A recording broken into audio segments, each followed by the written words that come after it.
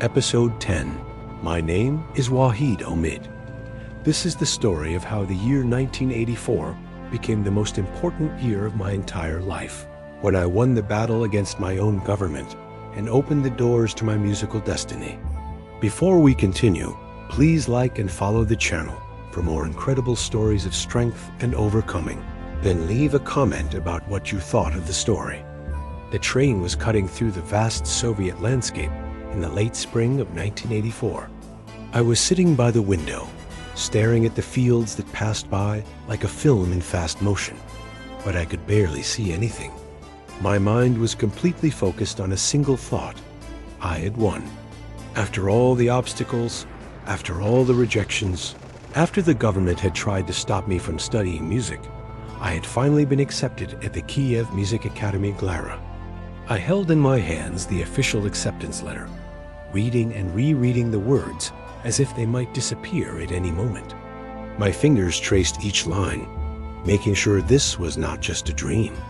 The journey back to Donetsk seemed faster than ever that afternoon. Time itself seemed to celebrate with me, hurrying me along to share this incredible news with everyone who had supported me in my musical journey.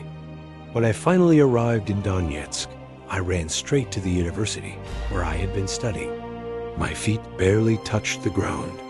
I needed to tell everyone immediately about this life-changing achievement. I was accepted. I shouted as I burst through the door of the office where the academic authorities worked. The Kiev Music Academy accepted me.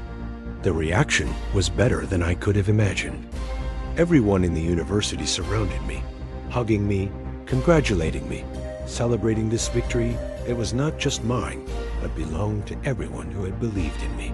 But there was something bittersweet about this great victory. I would need to say goodbye to my wonderful music band from Novarets Kulturi, the cultural center where I had spent so many incredible hours making music with true friends. The farewell was one of the most difficult moments of my life. When I walked into our rehearsal room for the last time, all the musicians were there waiting for me. The band manager, a man who had taught me so much about professional music, stepped forward with eyes shining with tears. "Wahid," he said, placing his strong hands on my shoulders, "you are going to do great things." We always knew this. One by one, each musician hugged me. We had shared so much together: long rehearsals, important performances, victories in prestigious festivals. These were the people who had believed in me when few others didn't. My great teachers from the Donetsk Music Academy were also there to congratulate me and wish me all the best. Their words of encouragement filled my heart with courage for the new journey that lay ahead. Kiev, 1984. The city opened before me like a promise of everything I had always dreamed of. The buildings were majestic, the streets were wide and full of life, and the Kiev Music Academy Glara stood before me like a temple of art and knowledge. On my first day at the academy, I was introduced to my new vocal teacher, Alla Gabrielovna. From the moment I met her, I knew my life was about to change in ways I could never have imagined. Alla Gabrielovna was not just a teacher. She was a legend, the most experienced and professional music and vocal teacher I had ever known in my entire musical career. Her reputation extended far beyond the walls of our academy. She also taught at several other prestigious conservatories in Kiev, and students from all over the Soviet Union dreamed of being accepted as her pupils. "I remember you from the audition," she told me during our first private lesson. Her eyes studied me with an intensity that made me feel completely transparent. "Even then, I decided I would take you as my student. There is something special in your voice, something raw but full of potential." Her words filled me with joy and terror at the same time. The responsibility of living up to her expectations seemed enormous. The first few months at the academy were the most challenging of my entire life. I looked around at my classmates and realized a hard truth. All of them had received professional musical education and training since childhood. They had studied solfeggio, music theory, and technique for years and years. Meanwhile, I was starting almost from zero. You are behind the others, Alla Gabrielevna told me honestly during one of our first lessons. But I see determination in your eyes. The question is, are you willing to work harder than everyone else to catch up? Yes, I answered without hesitation. I will do whatever it takes, and I meant every word. While other students rested after classes, I stayed in the practice rooms, repeating vocal exercises until my throat hurt. While they enjoyed their free evenings, I studied music theory, trying to absorb years of knowledge in months. My teacher did not make things easy for me. On the contrary, she trained me with an intensity that sometimes seemed almost cruel.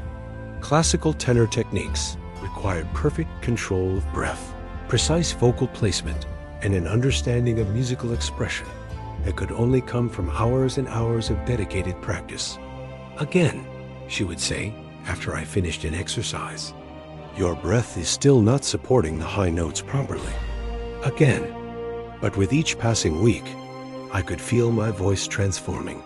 It was becoming stronger, more controlled, more capable of expressing the emotions that music demanded. After so much waste of time and miseries in the past, I finally had enough time to study only music and truly enjoy my life.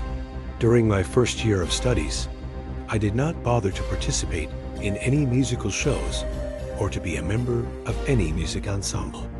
I was completely concentrated on studying only music, absorbing every lesson, every technique, every piece of knowledge that my teachers offered. It was during this intense period of study that I made an unexpected discovery. One afternoon, while walking through the academy corridors, I heard someone speaking Dari in one of the practice rooms. My heart leaped with excitement. Could there be other Afghan students studying here at the academy? I knocked on the door and entered.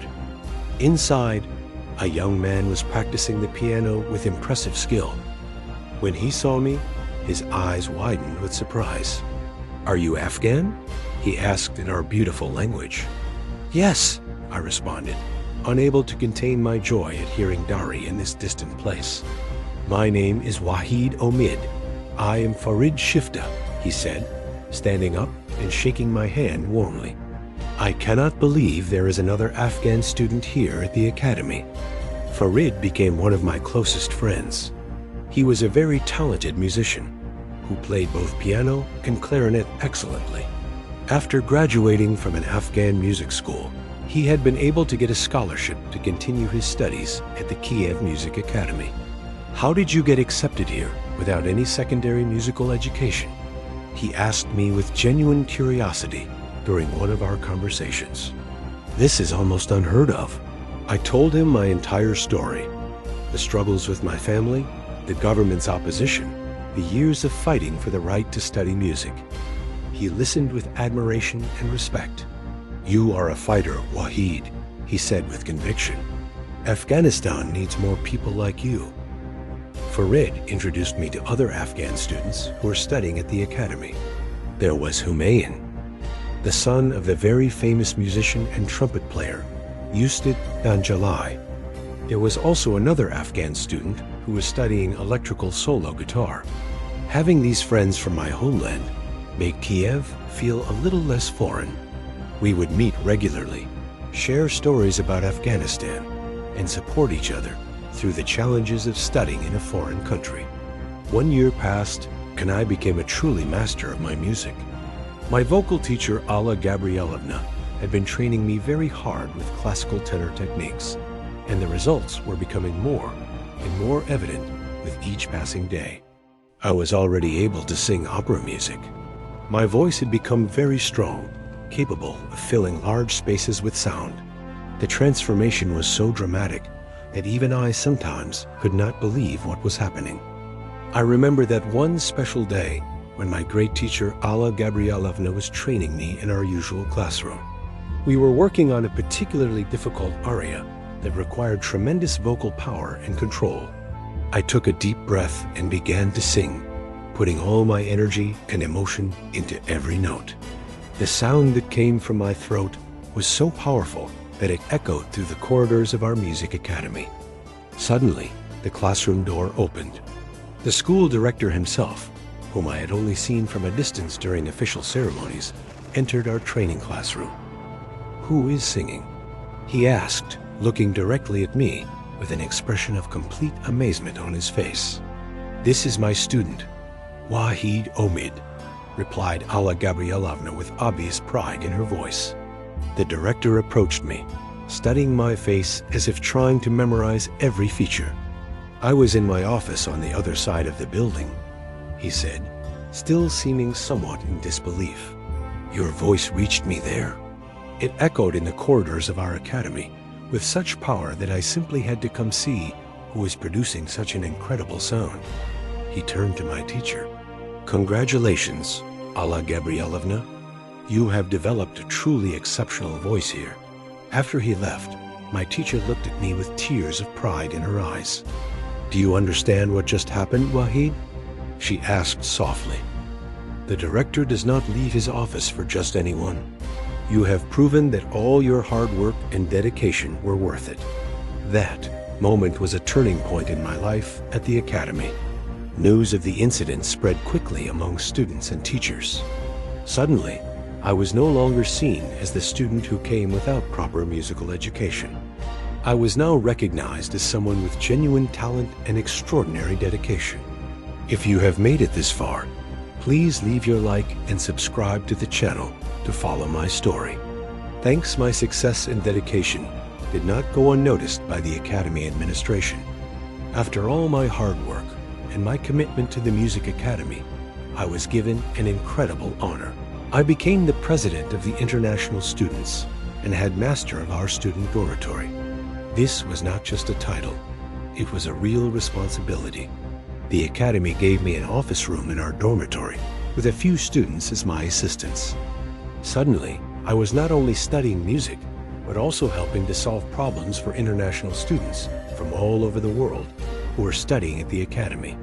That was another level of my success in my Music Academy. I was proving that I could excel not only in music, but also in leadership and organization. But I knew that studying was not enough. I needed practical experience, real opportunities to perform and develop my stage presence. The city of Kiev was perfect for this.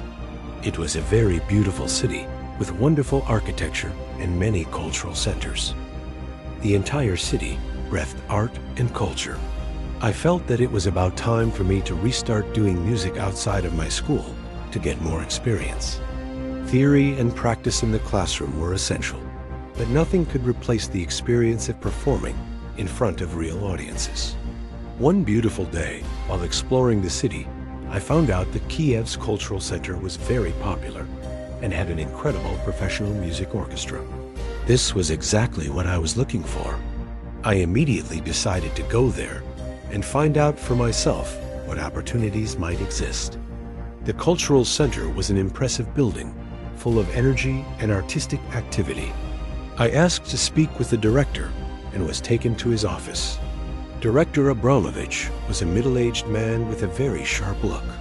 His eyes seemed to evaluate everything about me in the first few seconds of our meeting. "My name is Wahid Omid." I introduced myself with as much confidence as I could gather. "I am currently a student at the Kiev Music Academy Glira, and I have significant musical experience from my time in the city of Donetsk." He listened with curiosity, asking me a few questions about my background and training. Then he introduced me to the music director of the orchestra, Alexander Simonovich. The director seemed like a very nice person, but his first words were discouraging. "We have 3 professional singers already working with us," he explained apologetically. "At this moment, we do not need any other singers."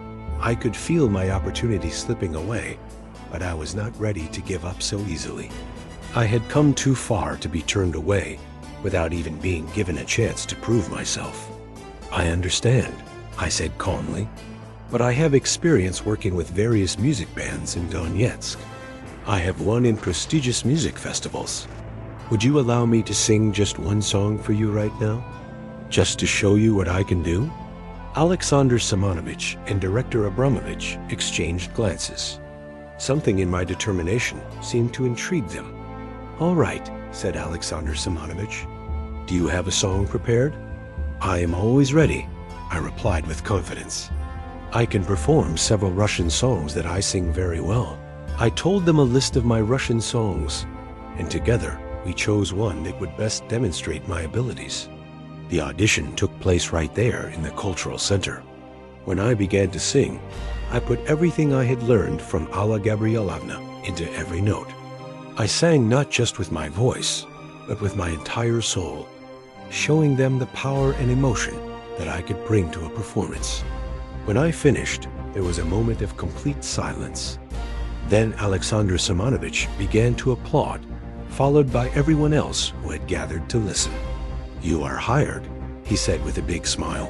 "When can you start?" That day, another chapter of my musical life opened. I was no longer just a student learning in isolation. I was now a professional performer, part of a real orchestra, with regular opportunities to perform for audiences.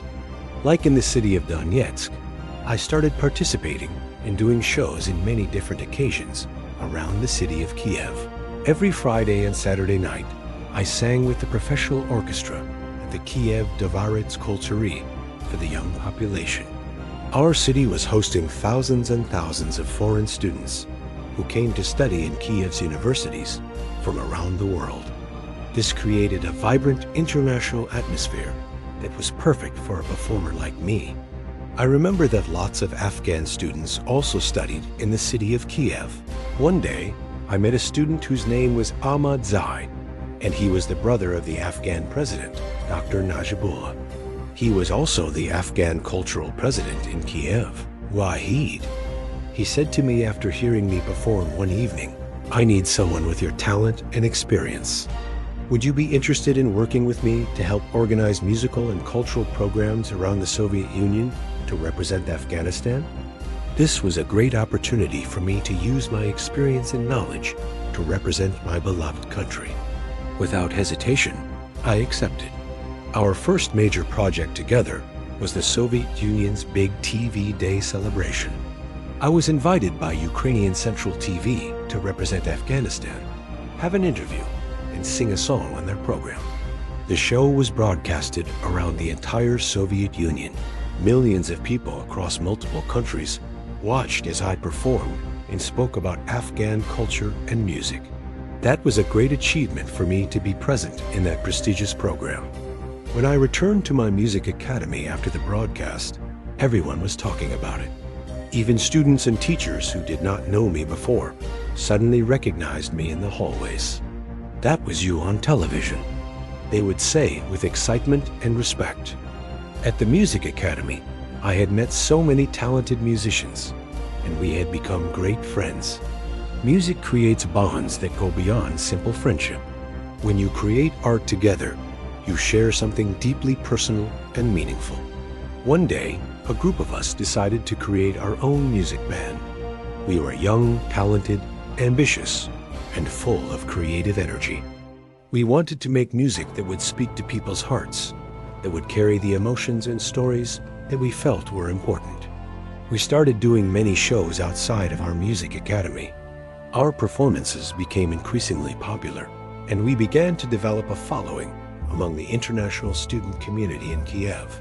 But the biggest achievement that I had with my music band was recording several great songs in professional studios in Kiev. These were not just casual recordings. These were professionally produced songs that captured the essence of what we were trying to express through our music. I recorded Afghanistan, Afghanistan, a Uzbek song that spoke of love for the homeland. I recorded Zamet, which talked about the struggles and hardships of life. I recorded Bego Bego, Zenit Faza, and Fereshta Jan, songs filled with emotion and beautiful melodies.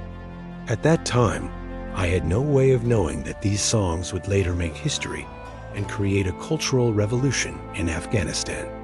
They were simply the expression of my feelings, my experiences, and my love for my country and its people. Year 1986. My second year of studies at my music academy ended very well. I passed successfully all of my exams with high marks. My teachers were proud of my progress, and I felt that I had truly earned my place among the other students who had started with much more formal musical education than I had. Our school break holidays presented a great opportunity.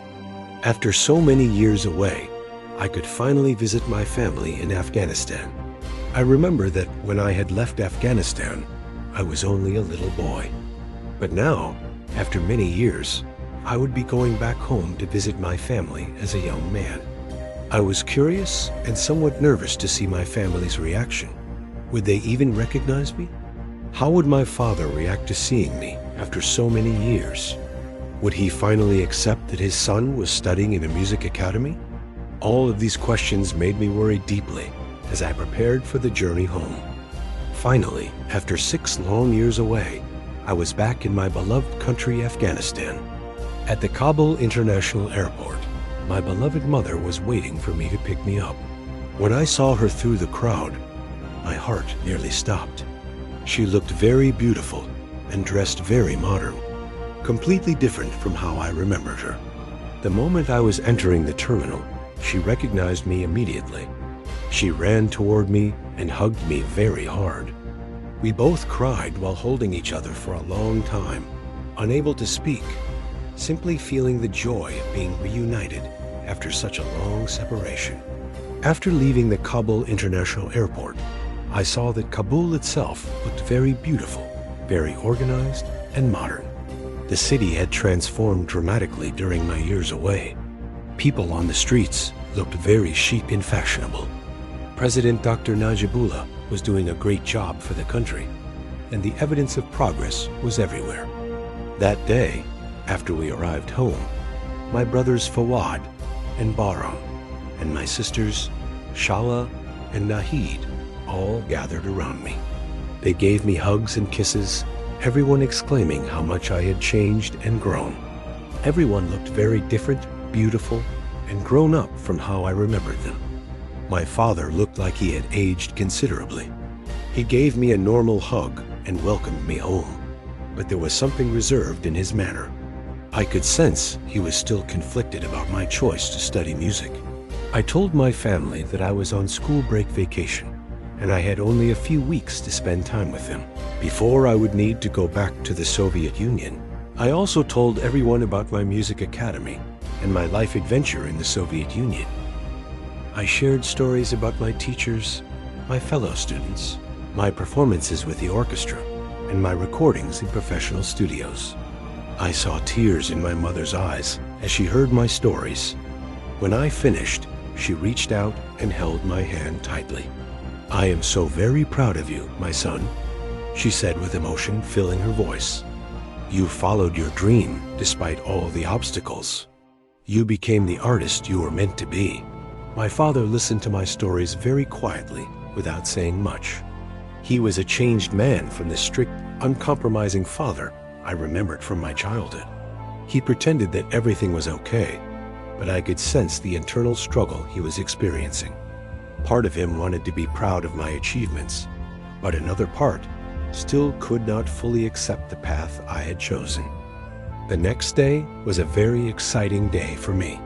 I wanted to explore Kabul city and find my old friends, but unfortunately, I had been away for so long that the city of Kabul had changed dramatically. It was very hard for me to find my old friends. Some had moved away, others had gone to different cities for work or study, and the neighborhood where I had grown up looked completely different. But year 1986 was not just about visiting my family. This was a special year in my life because I came to Afghanistan not only to see my family, but also with a big mission. I had come to my beautiful country with a clear purpose: to change the music and filming music videos culture and direction in Afghanistan. I had only a few short weeks to complete my mission, so I needed to act quickly and decisively. I immediately contacted one of the best and most talented Afghan film producers and cameramen, Farooq Zarang. I spoke with him about my music video project, explaining my vision of creating something completely new and revolutionary for Afghan television and culture. Farooq was a very open-minded person and a true artist who understood innovation and creativity. He kindly accepted my project and agreed to work with me to bring my vision to life. I had prepared for this moment carefully. I had recorded all my songs with my music band ahead of time in Kiev, so we would have high-quality audio to work with for the video production. After several meetings with Farouk Zarang, we decided and carefully planned how we could film my new video clips. We chose different locations around Kabul that would provide visually interesting and meaningful backgrounds for the songs. My project was very unusual for Afghanistan in that period of time.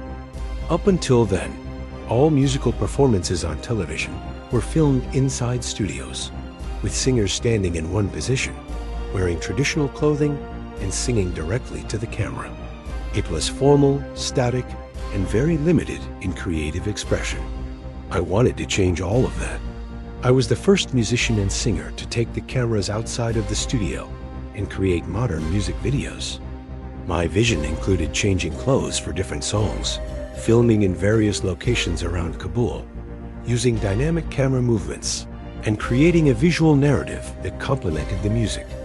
This was a cultural revolution in Afghanistan. It was bringing international standards of music video production to a country that had never seen anything like it before. The filming process was exciting and challenging. We filmed at historic locations, in beautiful gardens, on the streets of Kabul, in markets, and in various other places that showed the beauty and life of our capital city. For each song, I wore different modern outfits, breaking completely from the traditional style that had always been expected on Afghan television. After the broadcast of my unusual show, with very modern music on Afghan Central TV, the entire country went into shock. The reaction was immediate and overwhelming. The next day, everyone was talking about my TV show. In homes, in offices, in schools, in markets, in every corner of Kabul and beyond, people were discussing what they had seen. There was lots of good feedback among the young generation. Young people were excited to see something fresh, modern, and different on Afghan television. They felt that finally, someone was speaking to them in a visual and musical language that reflected their aspirations and their connection to the broader world. But there was also negative feedback, particularly in Afghan government newspapers. On their first page, they were writing that Wahid Omid is burying our culture in the grave. Some conservative voices argued that my modern approach was an attack on traditional Afghan values and culture. My TV show made so much noise in Kabul that many journalists took advantage of the situation and started creating content around the controversy. They were interviewing many people on the streets of Kabul, asking for their opinions about my show. They were interviewing students in Kabul universities about me. Students were giving their opinions about my show and my video clips. They were talking about the way I was dressed on Afghan Central TV and debating whether it was proper in Afghan culture. The younger generation of students was generally very happy to see the change. They felt that Afghanistan needed to evolve and embrace new forms of artistic expression while still maintaining respect for our heritage and traditions. For me, I was very happy that I was one of the first singer-musicians to create something new and to open the doors for the new Afghan generation. This was exactly what I had hoped to achieve. I knew that change is never easy. I knew that challenging tradition would create controversy. But I also knew that without people willing to take risks and push boundaries, culture becomes stagnant and fails to speak to new generations. One day, history will have the proof. I told my friends and supporters during those exciting and challenging weeks. Time will show whether what I did was right or wrong. And indeed, I witnessed something remarkable after my TV show aired that historical night. Many other singers started getting courage and making music videos like mine, filming outside of the studios around Afghanistan. The door that I had opened could not be closed again. The revolution I had started continued to grow and develop, changing Afghan music and television forever. Today, many years later, when I look back on that incredible period of my life, from 1984 to 1986, I realize how those years completely shaped my artistic identity and my contribution to Afghan culture. Winning the battle against my own government to study music at the Kiev Music Academy was just the beginning. Working with the legendary teacher Alla Gabrielovna, developing my voice into a powerful instrument capable of singing opera, becoming president of international students, performing with professional orchestras, representing Afghanistan on Soviet television, recording songs that would later make history, and finally returning home to create the first modern music videos in Afghanistan. All of this happened because I refused to give up on my dream. The conflict with tradition, the controversy, the criticism, all of it was worth it to open new possibilities for the next generation of Afghan artists. I carried the heritage of my grandfathers, both artists in their own right, and I added my own chapter to that artistic legacy. My mother Mari, who had hidden her passion for theater when I was a child, lived to see her son become a nationally recognized artist who changed the cultural landscape of our country.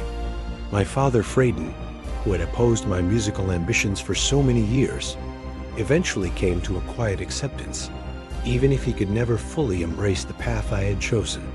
And I, Wahid Omid, had become not just an artist, but a pioneer, someone who helped bridge the gap between tradition and modernity, between Afghanistan and the wider world, between the past and the future. This is the story of how I found my voice in Kiev and used it to help Afghanistan find a new voice of its own. And this is only one chapter of my story. The journey continues.